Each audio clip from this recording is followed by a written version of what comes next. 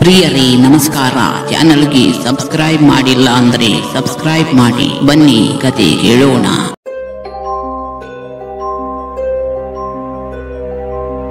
ಇದು 1945ರಲ್ಲಿ ರಾಣಿ ಬಜಾರ್ನಲ್ಲಿ ನಡೆದ ಆಘಾತಕಾರಿ ಘಟನೆ.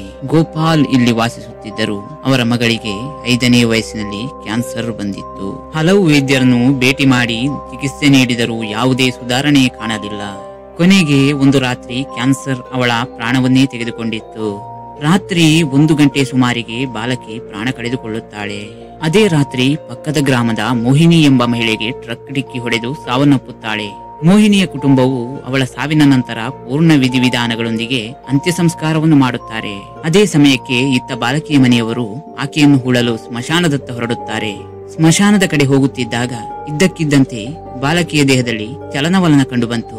ಮೃತ ಬಾಲಕಿಯ ದೇಹ ಹೇಗೆ ಚಲಿಸುತ್ತಿದೆ ಎಂಬುದನ್ನು ಕಂಡು ಎಲ್ಲರೂ ಬೆಚ್ಚಿಬಿದ್ದರು. ಸ್ವಲ್ಪ ಸಮಯದಲ್ಲೇ ಬಾಲಕಿ ಬದುಕಿದ್ದು ಆಕೆಯ ಮನೆಯವರು ಆಕೆಯನ್ನು ಸಂತೋಷದಿಂದ ಮನೆಗೆ ಕರೆದುಕೊಂಡು ಹೋಗುತ್ತಾರೆ. ಅದೇ ರಾತ್ರಿ ಟ್ರಕ್ಗೆ ಡಿಕ್ಕಿ ಹೊಡೆದ ಮೋಹಿನಿಯ ಆತ್ಮವು ಆ ಹುಡುಗಿಯೊಳಗೆ ಪ್ರವೇಶಿಸಿದೆ ಎಂದು ಯಾರಿಗೂ ತಿಳಿದಿರಲಿಲ್ಲ.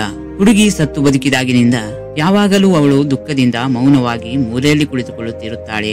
ಹೀಗಿರಬೇಕಾದರೆ ಒಂದು ದಿನ ಅವಳ ತಾಯಿ ಅವಳಿಗೆ ತನ್ನ ಕೈತುತ್ತು ಕೊಡುತ್ತಾ ಊಟವನ್ನು ಮಾಡಿಸುತ್ತಿರಬೇಕಾದರೆ ಹುಡುಗಿ ತನ್ನನ್ನು ತನ್ನ ಮಾವನ ಮನೆಗೆ ಕರೆದುಕೊಂಡು ಹೋಗುವಂತೆ ಕೇಳಿದಳು. ಅವಳಿಗೆ ಆಹಾರ ನೀಡಿ ಚೆನ್ನಾಗಿ ಸಿದ್ಧಪಡಿಸಿದ ನಂತರ ಅವಳು ಹುಡುಗಿಯನ್ನು ತನ್ನ ತಾಯಿಯ ಮನೆಗೆ ಕರೆದೊಯ್ದಳು. ದಾರಿಯಲ್ಲಿ ಟ್ರಕ್ ಅಪಘಾತ ಸಂಭವಿಸಿದ ಸ್ಥಳವನ್ನು ತಲುಪಿದ ತಕ್ಷಣ ಹುಡುಗಿ ತನ್ನ ತಾಯಿಗೆ ತನ್ನ ಹಳ್ಳಿ ಇಲ್ಲಿರುವುದಾಗಿ ಹೇಳಿದಳು. ತಾಯಿ ಅವಳ ಮಾತಿಗೆ ಗಮನ ಕೊಡದೆ ನಕ್ಕಳು. ಸ್ವಲ್ಪ ಸಮಯದ ನಂತರ ಅವಳು ತನ್ನ ಮಗಳ ತಾಯಿಯ ಚಿಕ್ಕಪ್ಪನ ಅಂದರೆ ಅವಳ ಸಹೋದರನ ಮನೆಗೆ ತಲುಪಿದಳು. 1 ಅಥವಾ 2 ದಿನಗಳ ನಂತರ ಹುಡುಗಿ ದೇಹದಲ್ಲಿದ್ದ ಮೋಹಿನಿ ತನ್ನ ತಾಯಿಯ ಚಿಕ್ಕಪ್ಪನ ಮನೆಯ ಬಳಿ ತನ್ನ ನೆರೆಯ ಸಿಮ್ರಾನ್ ಅನ್ನು ನೋಡಿದಳು.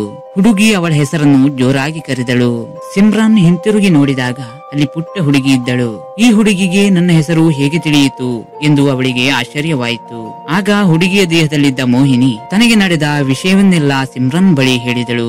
ನನ್ನ ಸಾವಿಗೂ ಮುನ್ನ ನನ್ನ ಮನೆಯವರು ನನ್ನನ್ನು ಸುಟ್ಟು ಹಾಕಿದ್ದಾರೆ. ಅದಕ್ಕಾಗಿಯೇ ನನ್ನ ಆತ್ಮ ಅಲೆದಾಡುತ್ತಿದೆ ಎಂದಳು. ಅದೇ ದಿನ ಈ ಹುಡುಗಿಯೂ ಸತ್ತಿದ್ದರಿಂದ ನಾನು ಇವಳ ದೇಹವನ್ನು ಪ್ರವೇಶಿಸಿದೆ.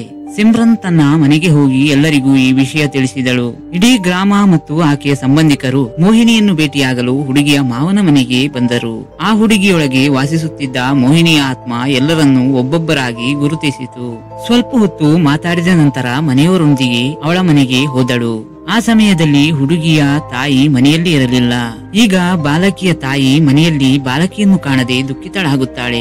ಕೆಲವರ ಜೊತೆ ಬೇರೆ ಊರಿಗೆ ಹೋಗಿದ್ದಾಳೆ ಅಂತ ಗೊತ್ತಾದಾಗ ಆಕೆಯನ್ನು ಕರೆದುಕೊಂಡು ಬರಲು ಹೋದಳು. ಹುಡುಗಿಯ ದೇಹದಲ್ಲಿ ಇದ್ದ ಮೋಹಿನಿಯ ಆತ್ಮ ತನ್ನ ಮನೆಯವರೊಂದಿಗೆ ಸೇಡನ್ನು ತೀರಿಸಿಕೊಳ್ಳುವುದಕ್ಕಾಗಿ ಹಾತೊರೆಯುತ್ತಿರುತ್ತದೆ. ಅದರಿಂದಾಗಿ ಹುಡುಗಿ ತನ್ನ ತಾಯಿಯೊಂದಿಗೆ ಹಿಂತಿರುಗಲು ನಿರಾಕರಿಸುತ್ತಾಳೆ. ನೀವಿಬ್ಬರು ನಿಮ್ಮ ಸಂಸಾರದೊಂದಿಗೆ ಬಾಳಬೇಕಾದವರು.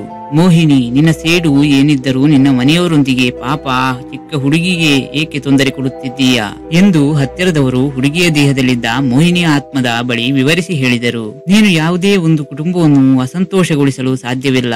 ಇದನ್ನು ಕೇಳಿದ ನಂತರ ಬಾಲಕಿಯ ದೇಹದಲ್ಲಿ ವಾಸಿಸುತ್ತಿದ್ದ ಮೋಹಿನಿ ತಾನು ತನ್ನ ಸೇಡಿಗಾಗಿ ಈ ಚಿಕ್ಕ ಹುಡುಗಿಯನ್ನು ತೊಂದರೆ ಕೊಡುತ್ತಿದ್ದೇನೆ ಎಂದು ಅನಿಸಿ ಮೋಹಿನಿಯ ಆತ್ಮ ಬಾಲಕಿಯ ದೇಹವನ್ನು ಬಿಟ್ಟು ಹೋಗುತ್ತದೆ. ಈಗ ಎಲ್ಲರಿಗೂ ಸಂತೋಷವಾಗುತ್ತದೆ. ಆದರೆ ಹುಡುಗಿ ಮತ್ತೆ ಶವವಾಗುತ್ತಾಳೆ. ಅದನ್ನು ಕಂಡ ತಾಯಿ ತುಂಬಾ ದುಃಖ ಪಡುತ್ತಾಳೆ. ಬಹಳಷ್ಟು ದುಃಖಪಟ್ಟ ನಂತರ ತಾಯಿ ಹುಡುಗಿಯ ದೇಹವನ್ನು ಸ್ಮಶಾನದಲ್ಲಿ ಪೂರ್ಣ ವಿಧಿವಿಧಾನಗಳೊಂದಿಗೆ ಹೂಳುತ್ತಾಳೆ ಮತ್ತು ತನ್ನ ಮನೆಗೆ ಬಹಳಷ್ಟು ಬೇಸರದಿಂದ ಹಿಂತಿರುಗುತ್ತಾಳೆ.